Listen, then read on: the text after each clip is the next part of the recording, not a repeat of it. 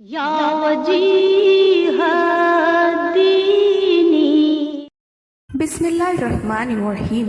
السلام علیکم، ہمارے چینل پر خوش آمدید۔ ویڈیو کی جانب جانے سے قبل میری آپ سبھی سے گزارش ہے کہ اگر ابھی تک آپ نے ہمارے چینل کو سبسکرائب نہیں کیا ہے تو ہمارے چینل کو سبسکرائب کریں، ساتھ ہی بیل آئیکن کو بھی لازمی پریس کریں جس سے فیوچر میں آنے والی ویڈیوز کی نوٹیفیکیشنز آپ کو ملتی رہے۔ تو چلیے ویڈیو کی جانب چلتے ہیں۔ ناظرین، شیخ و مرشد حضرت مسیح رحمۃ اللہ علیہ نے ایک واقعہ بیان کیا ہے کہ کسی زمانے میں ایک چور تھا۔ وہ ایک بادشاہ کے محل میں چوری کرنے کے ارادے سے گیا۔ رات کا وقت تھا اور محل کے ایک کمرے سے بادشاہ اور اس کی بیوی کی گفتگو کی آواز آ رہی تھی۔ وہ کھڑے ہو کر سننے لگا۔ اگرچہ ایسا سننا ناجائز ہے، حرام ہے، چوری ہے، لیکن چور چوری ہی کرنے آیا تھا تو اسے سننے میں کیا چیز معنی ہوتی؟ آخر کو وہ چور ہی تو تھا۔ تو اس نے سنا کہ بادشاہ اپنی بیوی سے کہہ رہا ہے اور اس کی بیوی ہاں میں ہاں ملا رہی ہے کہ میں اپنی بیٹی کی شادی ایسے شخص سے کروں گا جو نہایت متقی و پرہیزگار ہو، جو بہت بڑا اللہ والا ہو۔ میں میری بچی کی کسی اور سے شادی نہیں کروں گا۔ جب چور یہ بات سن رہا تھا تو اس کے دل میں آیا کہ کیوں نہ میں ہی کچھ ایسا بن کر دکھاؤں کہ میرے ہی ساتھ بادشاہ شہزادی کی شادی کر دے۔ دل میں ایک حرص پیدا ہو گئی۔ اب وہ چوری کو تو بھول گیا لیکن دھوکے پر اتر آیا اور گھر میں جا کر بہت دیر تک سوچنے لگا کہ کس طرح میں اس بات میں کامیاب ہو سکتا ہوں۔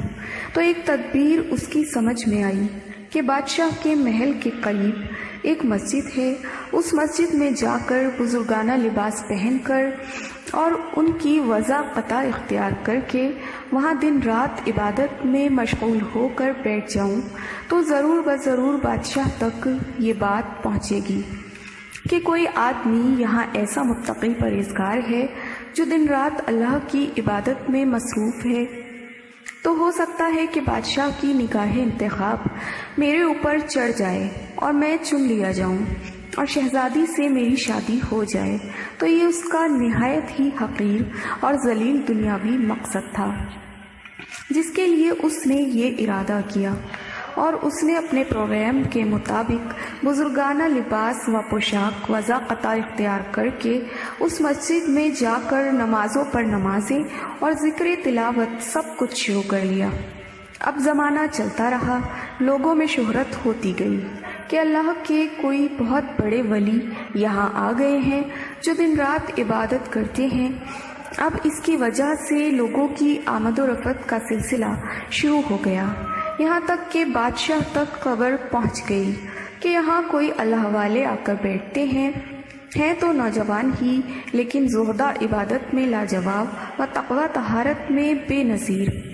جب بادشاہ کو یہ بات معلوم ہوئی تو اپنے ارادے کے مطابق غور و فکر شروع کر دیا کہ شہزادی کے متعلق جو سوچا تھا اس کے لیے اسی کا انتخاب کر لیا جائے۔ بادشاہ نے اس سلسلے میں گفتگو کے لیے اپنے وزیر کو بھیجا۔ وزیر اس شخص کے پاس مسجد میں پہنچا اور اس نے باادب اس سے کہا کہ میں آپ کی خدمت عالیہ میں بادشاہ جہاں پناہ کی طرف سے آیا ہوں ایک پیغام لے کر۔ اس نے کہا کہ کیا پیغام ہے؟ وزیر نے بتایا کہ بادشاہ نے کئی سال پہلے یہ فیصلہ کر لیا تھا کہ اپنی لڑکی کا نکاح ایک ایسے شخص سے کریں گے جو بڑا ہی متقی پرہیزگار ہو، اللہ والا ہو، اور وہ اس کی تلاش میں تھے۔ اب جو نظر گئی تو نظر انتخاب آپ پر آ کر رک گئی ہے، لہٰذا بادشاہ نے مجھے بھیجا ہے کہ اس سلسلے میں آپ سے گفتگو کروں۔ اگر اس کے لیے تیار ہوں تو فرمائیے، اگلی نشست کے اندر یہ کارروائی آگے بڑھائی جائے گی۔